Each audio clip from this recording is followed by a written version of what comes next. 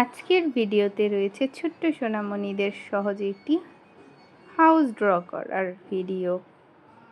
এখানে দেখানো হচ্ছে প্রথমেই 3টি শেপ আমরা এঁকে নেব, যার প্রথমটি হচ্ছে ট্রায়াঙ্গেল। দ্বিতীয় শেপটি আমরা লেখা দেখে বুঝতে পারছি এখানে একটি রেক্ট্যাঙ্গেল আঁকা হবে,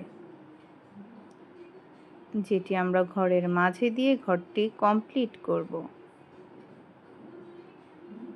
এখন একটি স্কোয়ার এঁকে নিই।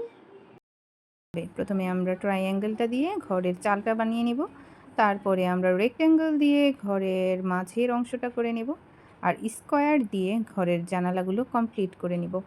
এরপরে আবারও একটি রেক্ট্যাঙ্গেল দিয়ে ঘরের দরজাটা করে নিব। এর মাধ্যমে অনেক সহজেই একটি ঘর আঁকা শিখে যেতে পারবে।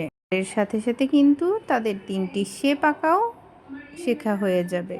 তো শেপ সহ ঘর আঁকার জন্য এই ভিডিওটি অবশ্যই আপনার ছোট্ট সোনামণিকে দেখাবেন, এবং এর সাথে সাথে জানি ওরা এই কালারটাও কমপ্লিট করতে পারে সেটাও ওদেরকে করিয়ে দিবেন।